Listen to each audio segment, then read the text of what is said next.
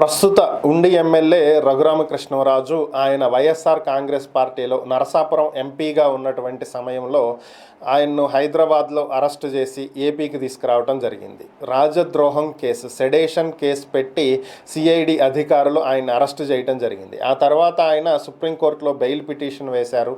తన మీద దాడి జరిగిందని, కస్టడీలో తనని టార్చర్ చేశారని, తన లెగ్మెంట్ బోన్ ఫ్రాక్చర్ అవ్వటానికి కారణం వాళ్ళు చేసినటువంటి దాడేనని, అలాగే వాళ్ళు ఒక 5గురు లోపలకు వచ్చి తనని విపరీతంగా కొట్టడం జరిగిందని, తనని విచారిస్తున్నప్పుడు కొడుతున్నప్పుడు ఒక వ్యక్తి వీడియో కాల్లో ఉండటం గమనించానని, ఆ వ్యక్తి ఎవరనేది అయితే తెలియదు అని చెప్పి ఆయన కంప్లైంట్ కూడా ఇవ్వటం జరిగింది. ఇటీవలే గుంటూరు ఎస్పీ కార్యాలయానికి కూడా ఆయన వెళ్ళటం జరిగింది. గుంటూరు నగరంపాలెం పోలీసులు దీని మీద కేసు నమోదు చేశారు.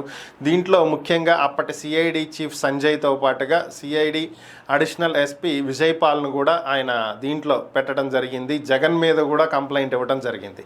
సో ఓవరాల్గా ఈ కేసుకి సంబంధించి అడిషనల్ ఎస్పీ విజయపాల్ ప్రస్తుతం ఆయన X CID additional SP, so ఆయన ముందస్తు బెయిల్ కావాలంటూ ఏపీ హైకోర్టుని ఆశ్రయించడం జరిగింది. ఏపీ హైకోర్టు నిన్న ఈ కేసుని విచారించినటువంటి నేపథ్యంలో అలాంటి కస్టోడియల్ టార్చర్స్ ఏం జరగలేదని హైకోర్టుకి ప్రభుత్వ వైద్యాధికారి ఇచ్చినటువంటి నివేదికలో స్పష్టంగా ఉంది అని చెప్పి విజయపాల్ తరపున న్యాయవాదులు వాదించినప్పటికీ, రఘురామకృష్ణరాజు తరపున వాదించినటువంటి న్యాయవాదులు ఆయనకు ఖచ్చితంగా గాయాలైనయని, అవి కస్టోడియల్ టార్చర్ వల్లే జరిగినాయి అని చెప్పి సికింద్రాబాద్లోని ఆర్మీ ఆసుపత్రి ఇచ్చినటువంటి నివేదిక సుప్రీంకోర్టులో ఉందని, సుప్రీంకోర్టు ఆ నివేదికను పరిశీలించిన తర్వాతే ఆయనకు బెయిల్ ఇవ్వటం జరిగిందని వాళ్ళు వాదించడం జరిగింది. సో ఈ కేసులో ముందస్తు బెయిల్ ఇవ్వొద్దని వాళ్ళు కోరినటువంటి నేపథ్యంలో దానికి అంగీకరించినటువంటి ఏపీ హైకోర్టు ఎక్స్ఎస్పీ విజయపాల్కి బెయిల్ నిరాకరించడం జరిగింది.